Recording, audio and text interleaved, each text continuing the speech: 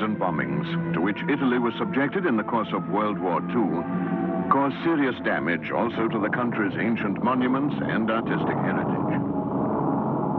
Perhaps the most tragic loss in the context of art history was that of the Ovatari Chapel of Padua's Eremitani Church. With the destruction of this building, the world was deprived of the great cycle of frescoes painted by Andrea Mantegna in 1448, marking the triumphant appearance of the Renaissance in the Veneto region and throughout northern Italy.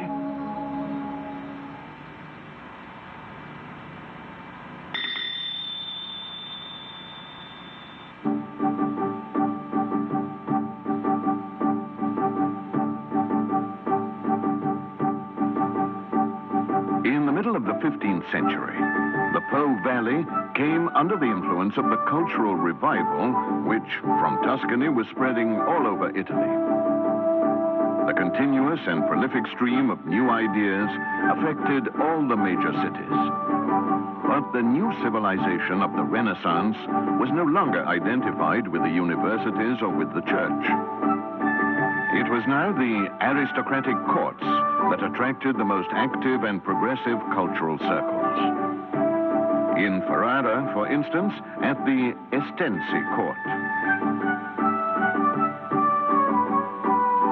And in Mantua, at the Gonzaga court.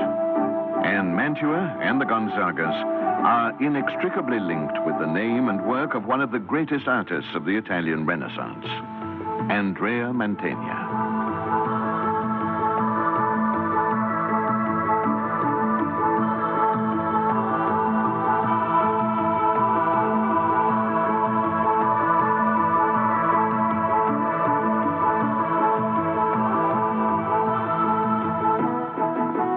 Mantegna grew up in Padua, an intellectual city, proud of its university traditions, where centuries of humanist interests had created a refined and profound rapport with classical antiquity. All this helped to make Padua, in the mid-1400s, a northern outpost of Tuscan culture. Artists like Filippo Lippi, Paolo Uccello, and above all, Donatello had worked there, leaving examples of the new Renaissance civilization which had just begun to blossom in Florence. It was in this lively atmosphere that Mantegna served his apprenticeship in Francesco Squarcione's studio. Squarcione was an extraordinary man, a tailor who became a painter and collector of antiquities, a discoverer of budding talents and often an exploiter of those same talents. In his studio were masses of classical bits and pieces collected on the strength of sudden romantic whims. And it was there that the principles of the new Renaissance style were taught. The study of classical models and perspective.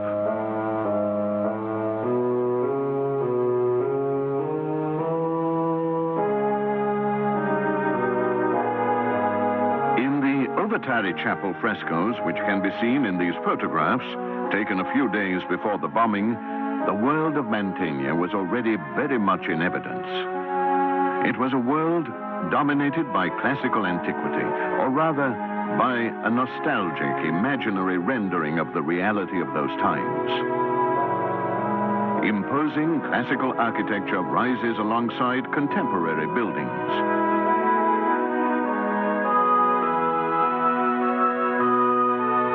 In his masterly way of achieving a modern result by way of classical concepts, Mantegna reconciled archaeological-type scenes with sculpture-like figures.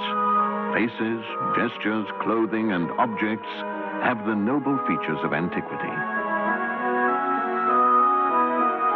A precise use of perspective places the figures on a higher plane than the observer's line of vision, as if they were on stage in an epic drama.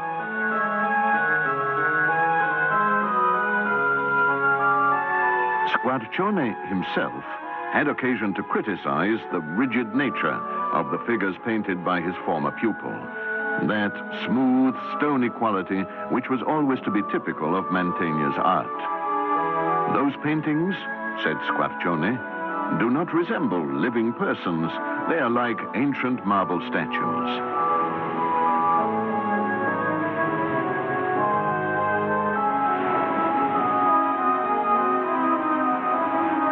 A manuscript description exists of an excursion that Mantegna and 3 scholars made to Lake Garda to admire its unspoiled landscapes and to explore the many ancient ruins to be found on its shores.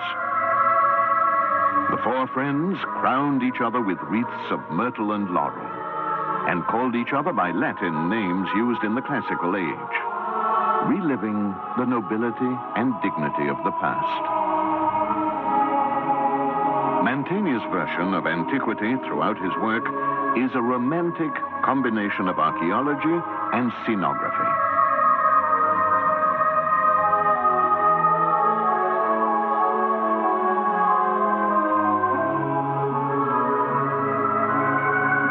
A world where, in a chill light, objects and figures have the hardness of diamonds, steel, stone. Mantegna's heroic figures are made of the same stuff, harder and more compact than diamonds, as the classical remains surrounding them. Shining examples of a former golden age.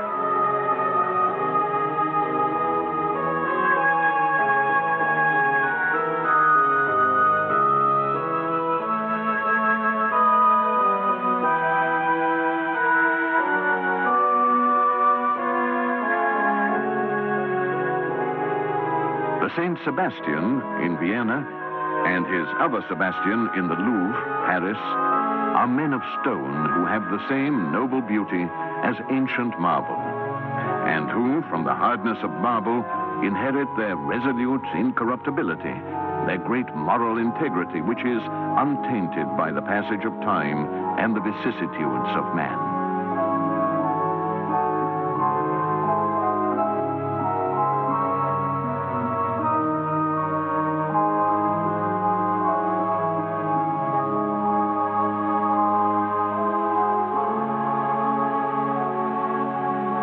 Like a classical bas-relief, his St. George and the presentation in the temple also appear to be made of stone, framed by marble which enhances the stony stillness of the forms, the unalterable dignity of gestures and expressions.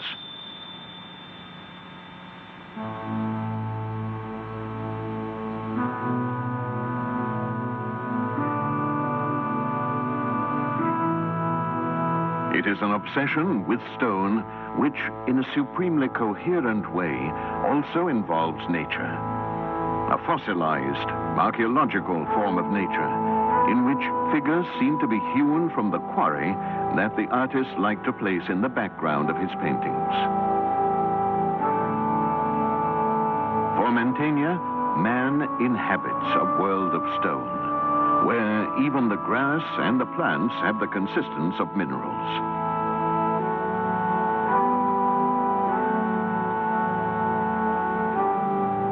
A harsh, rugged world with limestone stratifications which are reminiscent of the rocky crags in the Venetian pre-Alps. Jagged peaks, landslide-prone precipices whose geological structure is the same as the imposing Dolomites.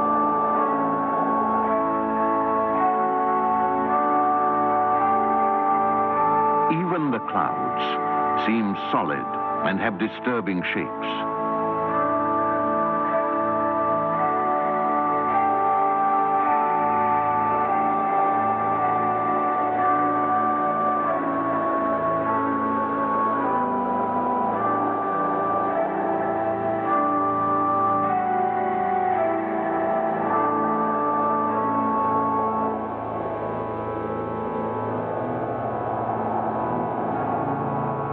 Cities are like carved mountains, monuments of stone and brick with a geological look about them. Citadels and castles look like rocky outcrops of the mountains.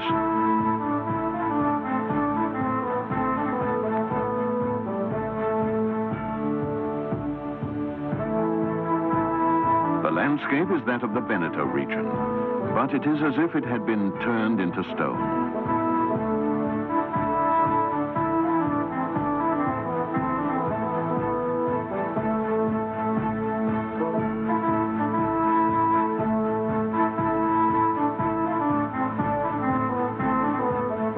In 1456, Mantegna received an important commission from Verona. He was by now a famous painter. Not a simple artisan, but an artist in the new and complex meaning that this figure took on in the Renaissance. Not a mere executant, but an active inventor of stories and subjects. Mantegna had absorbed the Paduans' cult of antiquity.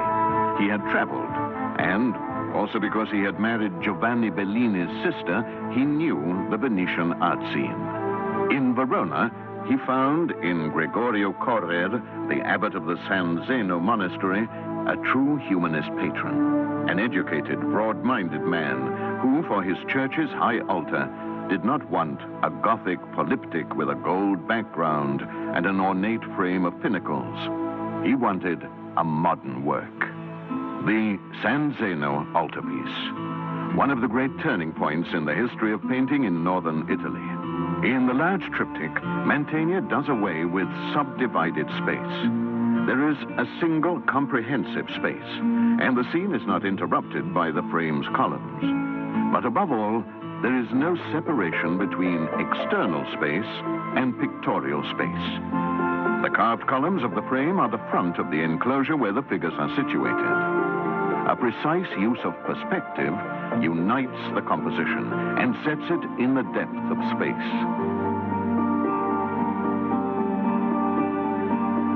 The architectural details imagined by Mantegna are very ornate classical forms. Festoons of fruit, polychrome marble, carved friezes reminiscent of the relief on the sarcophagi admired by the painter in the homes of collectors of antiquities. Here, too, there is no show of feelings among the majestic, statuesque figures. None of them draws any vital force from the presence of the others, and each is wrapped up in his or her own aloof absoluteness. The death of the Virgin. In the background, the city with which the genius and fame of Mantegna are inseparably linked, Mantua.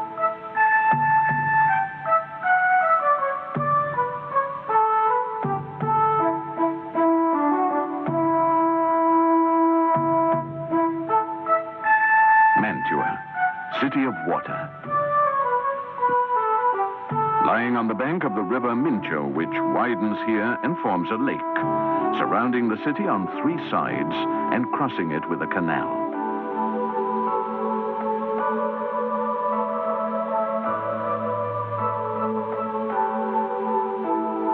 A fascinating lagoon-type atmosphere pervades the city.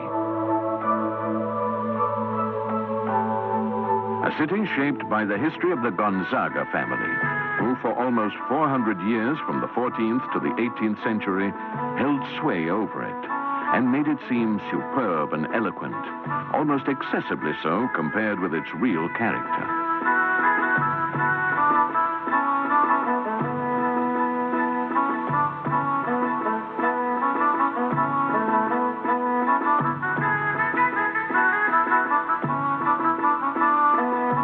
The Palazzo Ducale, the Gonzaga's extravagant palace, was a city in itself. Buildings of various periods and styles, private roads, squares, loggias, places of worship, gardens, made up the sumptuous and dignified scenario for the deeds of this powerful family of condottieri.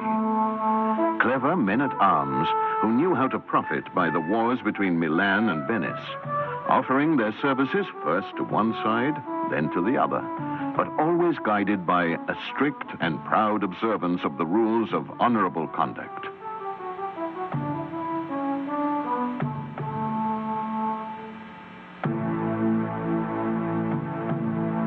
Military virtues are celebrated in the large fresco by Pisanello with the cycle of King Arthur and his knights in the Palazzo Ducale. Because, in fact, the palace was also the center of the very active cultural policy of the Gonzagas.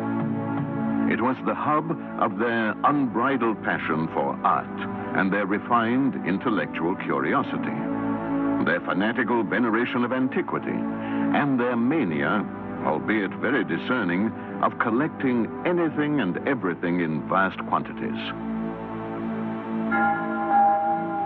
In the mid-1400s, thanks to Ludovico Gonzaga, Mantua was on the way to becoming one of the most lively and avant-garde cultural centers in Europe. Leon Battista Alberti, who arrived in Mantua in 1459, designed some of the most important buildings of the Renaissance era. In the same year, after reiterated invitations and pleas on the part of the Gonzagas, Mantegna too settled there and took up the highly respected position of court painter. The cultural environment, with its passion for things classical, was very much to his liking. Except for a few brief periods, Mantegna was never to leave Mantua again. And from now on, his art was to revolve around the Gonzaga family, to whom he was tied by a kind of exclusive contract.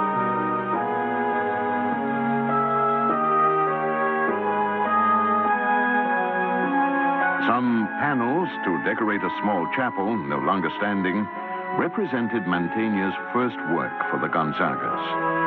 This was the religious and private side of the court, which was immediately to be followed by the far more exacting task of portraying its other public side.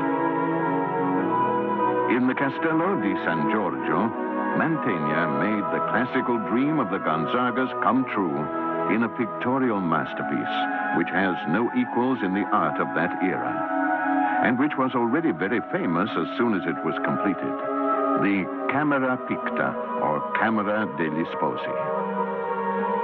This room, which is square and small, is not covered but transformed by the frescoes.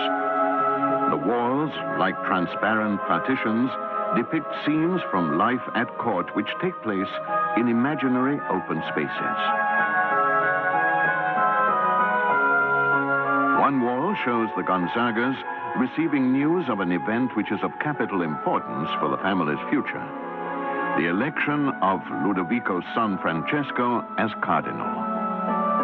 As in a theater, heavy curtains open on the scene.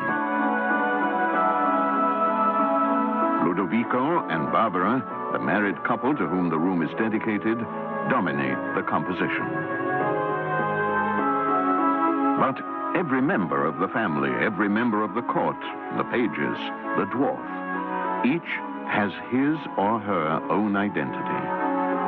It is a genuine family portrait, where no one person is overemphasized, but where each is aware of the indispensable role he or she plays in the scene, contributing to the unitary effect of the composition.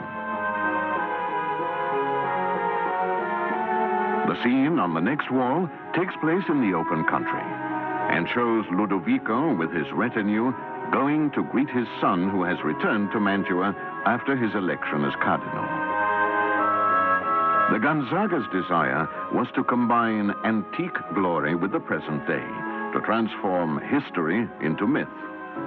For the first time, current events were recorded with the timeless language of the classical period. The figures, austere and composed, make no oratorical gestures, but inventive composition and perspective lend a theatrical air to the whole scene.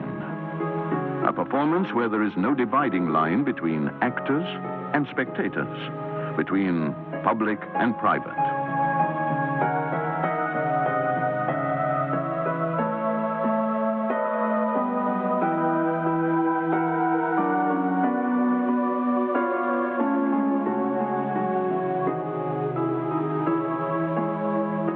On the ceiling are painted the busts of Roman emperors to lay claim to the Gonzaga family's ideal of a classical ancestry.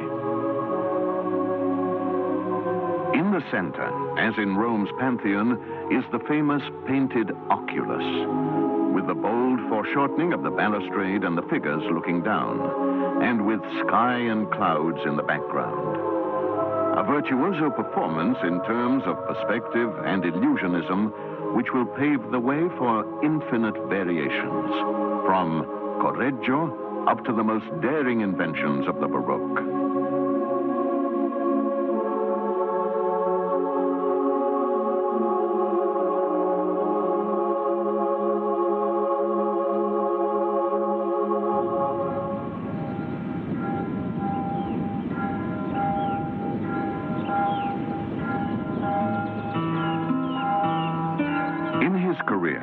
Mantegna painted many versions of the Madonna and Child, works which reveal an affectionate sense of intimacy which is somewhat unexpected in this painter.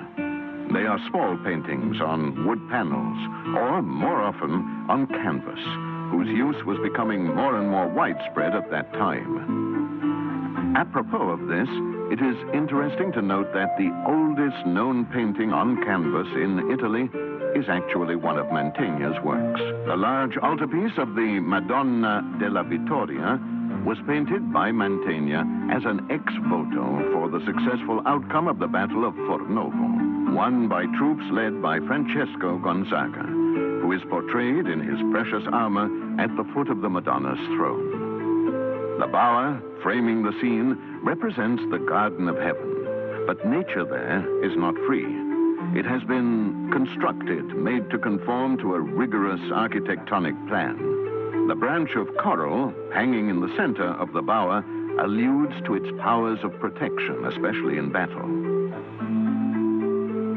But the most spectacular celebration of antiquity and the world of war is the Triumph of Caesar cycle, 9 large canvases on which Mantegna worked for more than 10 years. The continuity of the theme portrayed takes the form of a military procession through the streets of Rome. A long sequence of soldiers, chariots, animals, banners, and spoils of war, ending with a triumphal chariot bearing Julius Caesar. Here, there is no allegorical use of antique vestiges.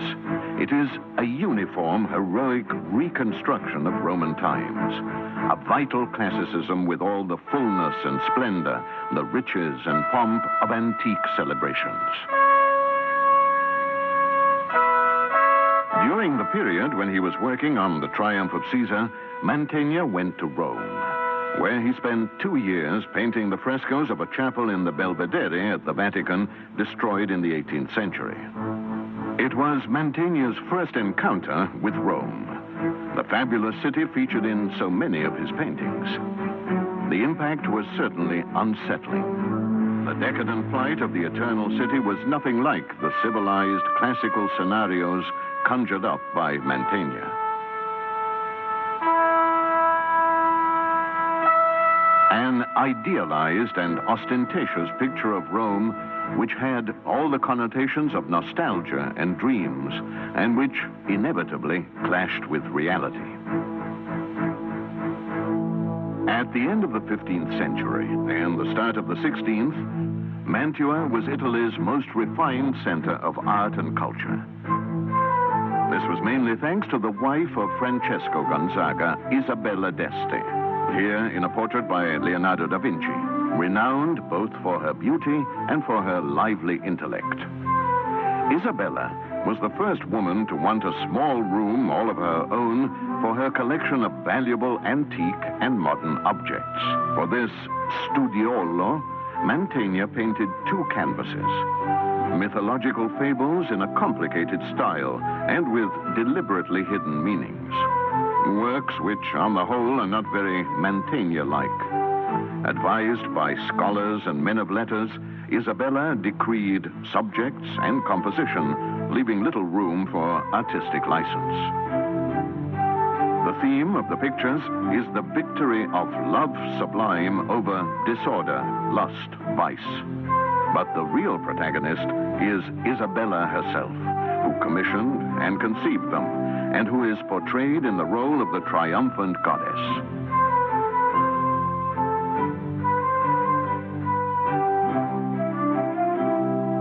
The art historian Vasari wrote that Mantegna derived much pleasure from architecture. In Mantua, he designed his own house, a perfect blend of geometrical forms and pure volumes, the House of Reason, as it has been called. When Mantegna died in 1506, he was 75, and an artist famed throughout Europe. Requests for his works came from France, Spain, Germany. At his death, there were a few paintings left in his studio. Among these, the Dead Christ, completed many years previously, but which Mantegna was presumably reluctant to part with. The bold perspective and the bare surroundings make the inexorable drama of death almost unreal. A shadowy kind of twilight hangs over the still silence of the scene. It is the last bequest of Mantegna, one of the most intensely serious Renaissance masters. The man who, with sublime energy, as a 17th century author once wrote, ordered painting to return to its antique beauty.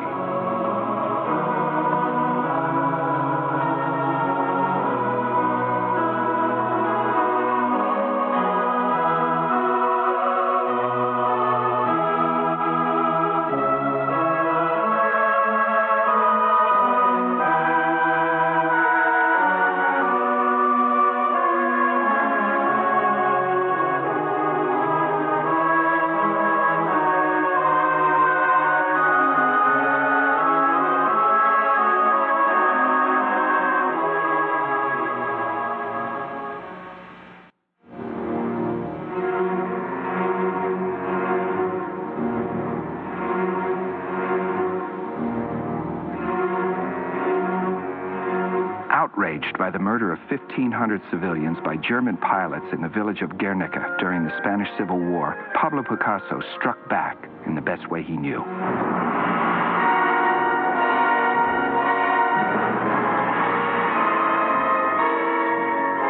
Working feverishly in his Paris studio over a period of 6 weeks, Picasso created his masterpiece of social protest, a 25-foot-long mural entitled Guernica.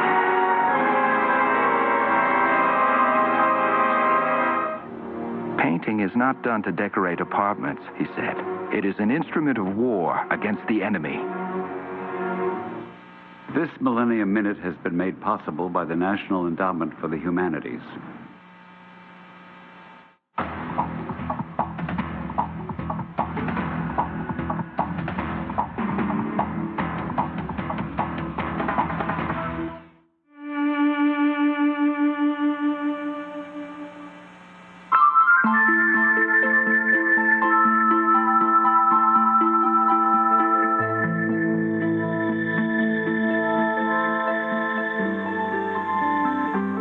We're the oldest continually operating arts organization west of the Mississippi.